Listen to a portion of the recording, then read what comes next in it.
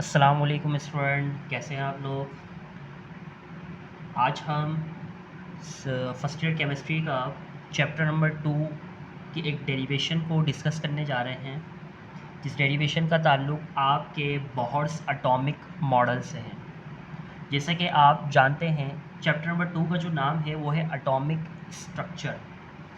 जैसे कि आप जानते हैं कि जो मैटर होता है, मैटर क्या होता है कि हर वो चीज़ जो अपना एक वज़न रखती होगी, जिसका मास होगा और जो जगह घेरेगी, ऑक्यूपाई स्पेस करेगी, उसको आपने मैटर बोलते हैं। इवन कि अगर आप इसकी बात करें तो ये भी मैटर है, क्योंकि इसका मास है और ये जगह घेर रही है। आगे जब चले तो पता लगा कि मैटर जो होते हैं वो छोटे छोटे पार्टिकल से मिलकर बना हुआ होता है एटम। जब हमने एटम को मज़ीद स्टडी किया तो हमें ये पता लगा कि एटम के अंदर 3 मेन फंडामेंटल पार्टिकल्स होते हैं। एक का नाम होता है इलेक्ट्रॉन, एक का नाम होता है प्रोटॉन और एक का नाम क्या होता है न्यूट्रॉन। जैसे कि आप जानते हैं कि जो इलेक्ट्रॉन एक पार्टिकल है, एटम का सब पार्टिकल है, उस पर क्या चार्ज होता है, इलेक्ट्रॉन पर चार्ज होता है नेगेटिव का, प्रोटॉन पे चार्ज क्या होता है पॉजिटिव का, और न्यूट्रॉन पर कोई चार्ज नहीं होता। तो इन तमाम चीज़ों को बताने के लिए बहुत सारे लोगों ने एक्सपेरिमेंट परफॉर्म किए थे। तो आज हम उसकी बात नहीं करने जा रहे हैं। आज हम बात करने जा रहे हैं एक ऐसे केमिस्ट या साइंसदान की बात कर लेते हैं जिसने एटम के मॉडल को पेश किया, जिसका नाम था नील बोहर्स।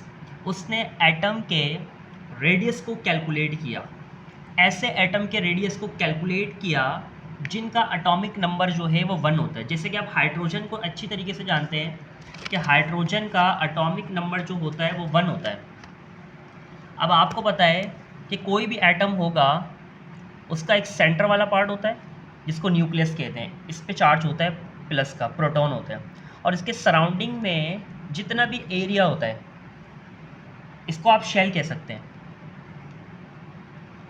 या इसको आप ऑर्बिट भी कह सकते हैं। और इस शेल में कंटिन्यूसली जो है वो इलेक्ट्रॉन मूव कर रहे होते हैं। हमारे जो साइंटिस्ट हैं नील बोहर्स, उन्होंने कुछ पोस्टुलेट दिए थे। मैं आपको 1-2 पोस्टुलेट बता देता हूँ, फिर मैं डेरिवेशन पे आता हूँ।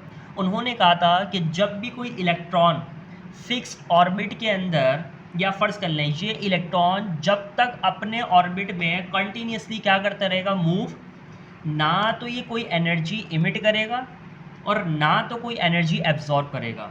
लेकिन अगर ये एक शेल से दूसरे शेल में जंप करेगा तो ये जंप खुद ब खुद करेगा, जवाब है नहीं। जब आप इसको एनर्जी प्रोवाइड करेंगे तो फिर ये इलेक्ट्रॉन लोअर ऑर्बिट से हायर ऑर्बिट में चला जाएगा। जब भी इलेक्ट्रॉन लोअर ऑर्बिट से हायर ऑर्बिट में जाता है, इसका मतलब वो एनर्जी क्या करता है, एब्जॉर्ब। लेकिन जब तक ये अपने ही शेल में मूव करता रहेगा तो उस वक्त ना तो एनर्जी एब्जॉर्ब होगी ना इमिट। अगर एनर्जी एब्जॉर्ब हो रही है, इसका मतलब फिर वो जंप करने जा रहा है लोअर से हायर पे।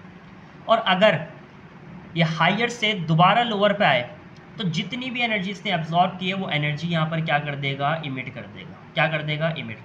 हमें अभी जो बात करने जा रहे हैं वो सिंपल ये बात करने जा रहे हैं कि इस एटम के अंदर ये जो इलेक्ट्रॉन है, तो इलेक्ट्रॉन और न्यूक्लियस के दरमियान का जो भी डिस्टेंस होगा, या प्रोटॉन कह लें कि न्यूक्लियस और इलेक्ट्रॉन के दरमियान जो भी डिस्टेंस होगा उसको हम यहाँ नाम देंगे रेडियस से।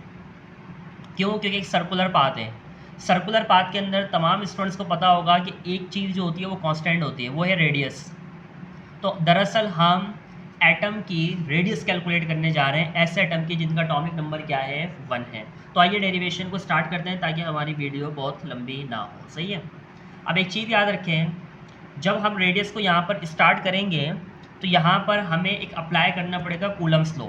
जैसे कि आप मैट्रिक में पढ़ के आ रहे हैं, कूलम्स लॉ का एक फार्मूला होता है F = K Q1 Q2 upon R²। Q1 और Q2 रिप्रेजेंट कर रहे हैं 2 डिफरेंट चार्जेस को। अब ये चार्जेस पॉजिटिव पे भी हो सकते हैं और नेगेटिव में भी। लेकिन अभी आप यहाँ देखें, यहाँ जो इलेक्ट्रॉन है ये नेगेटिव चार्ज है और ये प्रोटॉन जो है ये पॉजिटिव चार्ज है। तो इनके दरमियान में जो फोर्स होगी वो फोर्स ऑफ अट्रैक्शन होगी। तो हम ये फार्मूला तब अप्लाई करेंगे जब 2 चार्ज पार्टिकल होंगे।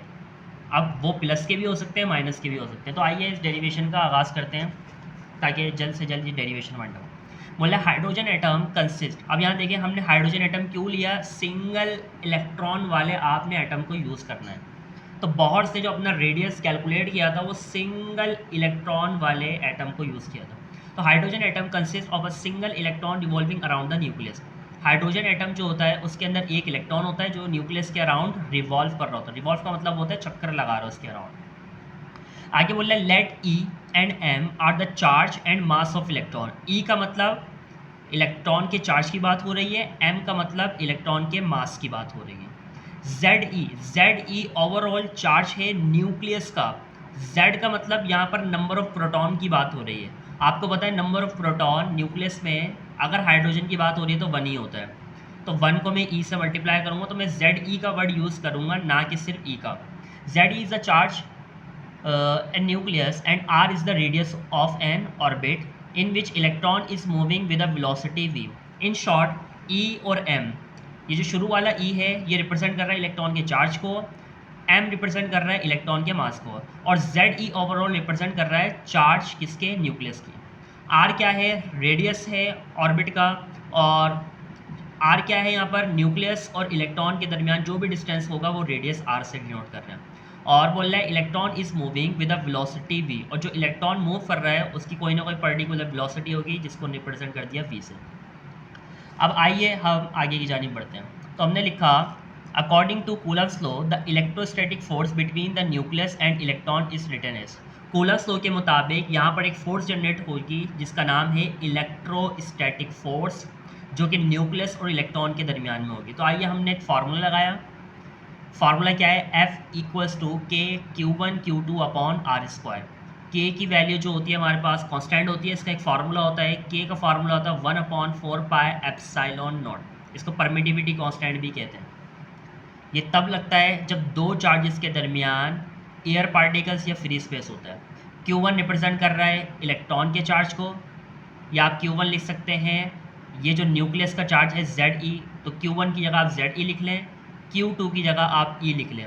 ये Q किसको रिप्रेजेंट कर रहा है, चार्जेस को। अब आपके पास चार्ज दो हैं, या एक इलेक्ट्रॉन है एक प्रोटॉन है, लेकिन प्रोटॉन क्योंकि न्यूक्लियस में, तो ओवरऑल चार्ज की बात हो रही है। तो आपने देखें फोर्स के फार्मूले में K की जगह ये पुट कर देना है 1/4πε0 डॉट मतलब मल्टीप्लाई, Q1 की जगह आपका ZE आ गया, डॉट Q2 की जगह पे आपका E आ गया अपॉन आर स्क्वायर। इसको मल्टीप्लाई कर लें तो ऊपर देखें एक ई ये रहा एक ई ये रहा, बेसिस सेम पावर है तो यहाँ पर ई स्क्वायर हो जाएगा।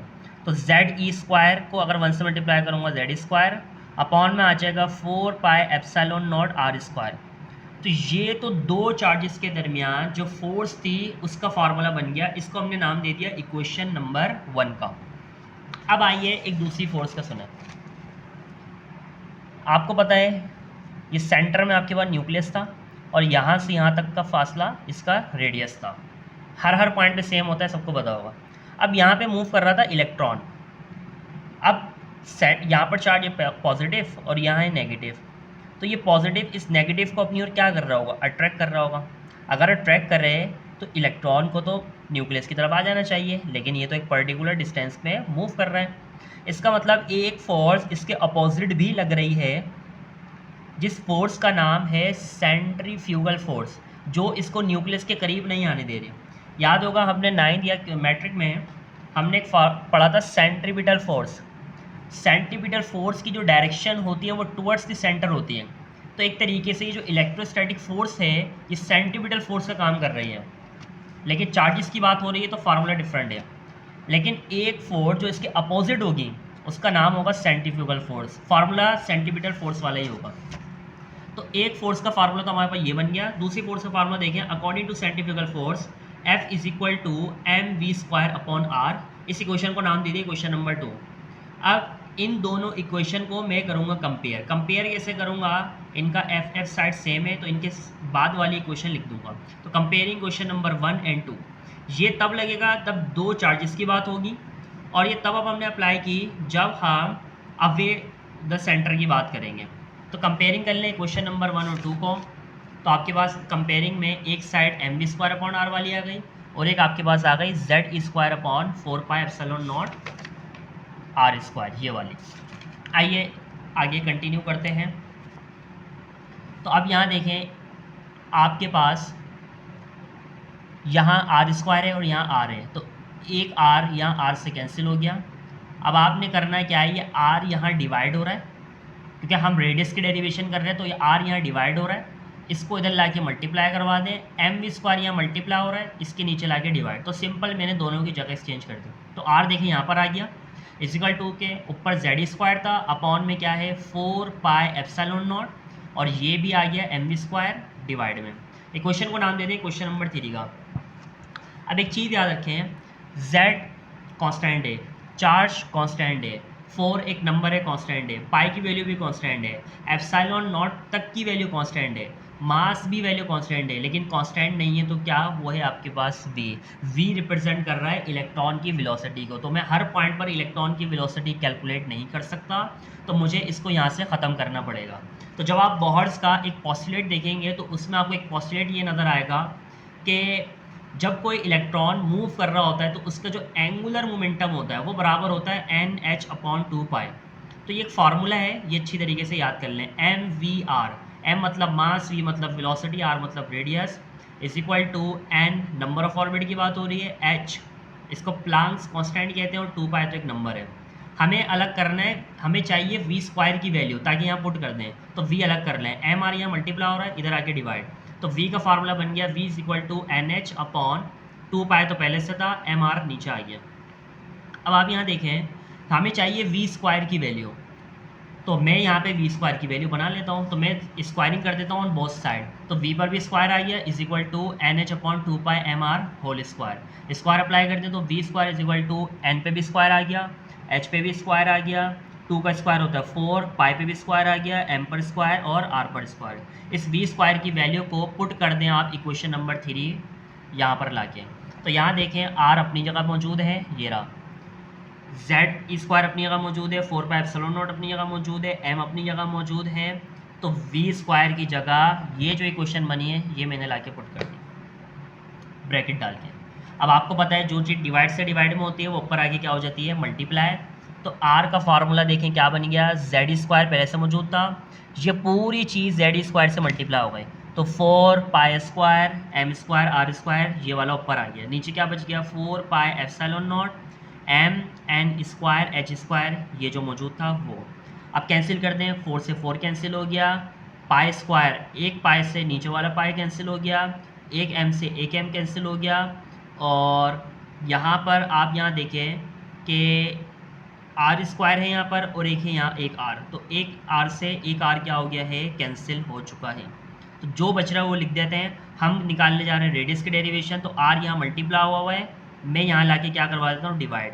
अब ये r तो कैंसिल हो चुका है, ये r को कैंसिल कर दें, तो यहाँ मैं डिवाइड में लिखूँगा तो नॉमिनेटर में कुछ होना चाहिए, तो मैंने लिख दिया 1/r। तो क्या क्या बच गया था, z e स्क्वायर, 4 तो ख़त्म, पाई एक बच गया था, m बच गया था, नीचे क्या बच गया था, epsilon not n square h square बच गया था। आपको पता है हमें 1/r नहीं चाहिए, हमें r चाहिए, तो मैं क्या करूँगा, इसकी फ्रिक्शन को पलट दूंगा, तो ये वाली चीज़ को भी मुझे फ्रिक्शन को पलटना पड़ेगा, तो यहाँ r हो गया, ये जो डिनोमिनेटर था वो नॉमिनेटर में चले गया, जो नॉमिनेटर था वो डिनोमिनेटर में, तो ऊपर आ गया epsilon not n square h square upon z e square pi m। बाज़ औक़ात ये डेरिवेशन तो यहाँ पे ख़त्म हो जाती है।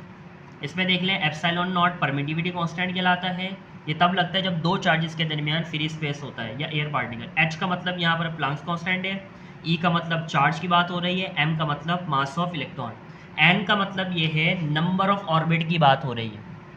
तो n को हटाकर तमाम चीज़ों की वैल्यू जो है वो कांस्टेंट है, तो आप चाहें तो n स्क्वायर को हटा दें, बाकियों की जगह पर उनकी वैल्यूज पुट करें जो आपको चैप्टर नंबर 2 में मिल जाएंगी, तो एक कांस्टेंट वैल्यू आ जाएगी। तो यहाँ जाकर रेडियस की डेरिवेशन ख़त्म होती है। अगर आप चाहें तो इसको आगे कंटिन्यू कर सकते हैं बुक से देखकर। तो आज हम क्लास को यहीं तक रखते हैं, इंशाल्लाह नेक्स्ट क्लास में इसके न्यूमेरिकल हम पढ़ लेंगे। चला आइए इस न्यूमेरिकल को भी डिस्कस कर लेते हैं। देखिए रेडियस का ना जो सिंपल सा फार्मूला बनेगा वो बनेगा a नॉट, ये 0 है, n स्क्वायर अपॉन z। ये जो आया है ना ये किसकी जगह पे आया है, जब हमने इस पूरे की कांस्टेंट की वैल्यू निकाली ना तो हमारे पास ये आया है, और इसकी वैल्यू याद रख लें, इसकी वैल्यू होती है 0.529। तो आप रेडियस देख लें, रेडियस क्या है, इसका फार्मूला ए naught N square upon Z. Z किसकी बात हो रही है? इसकी बात हो रही है, क्योंकि देखिए यहाँ पर 1 भी हो सकता है, 2 भी हो सकता है, कुछ भी हो सकता है। चले इधर देखिए रेडियस के न्यूमेरिकल। बोल रहा है find the radius of fourth orbit of electron in hydrogen atom. आपने रेडियस कैलकुलेट करना है किस ऑर्बिट का? इलेक्ट्रॉन है फोर्थ ऑर्बिट में, तो जिस नंबर ऑफ ऑर्बिट की बात हो रही होगी वो एन की वैल्यू बन जाएगी इन हाइड्रोजन एटम। हाइड्रोजन एटम का एटॉमिक नंबर जो होता है वो 1 होता है, और ये ए नॉट की वैल्यू जो होगी यहाँ पर 0.529 जो हमारी कांस्टेंट वैल्यू निकली है। रिक्वायर्ड में आप लिख दें, आपने रेडियस निकालना है आर, आर का फार्मूला पुट करें A naught N square upon Z. N पे स्क्वायर क्यों आया? क्योंकि यहाँ देखें यहाँ पर एन पे स्क्वायर है, इसके इसके और इसके और इसके और इसके भी, इसकी जगह पर एक कांस्टेंट वैल्यू जो आई है वो आई है 0.529, इसके लिए एक नया वेरिएबल है। तो आर का फार्मूला बन गया A naught N square upon Z. A naught की जगह वैल्यू आपने ये पुट कर देनी है 0.529।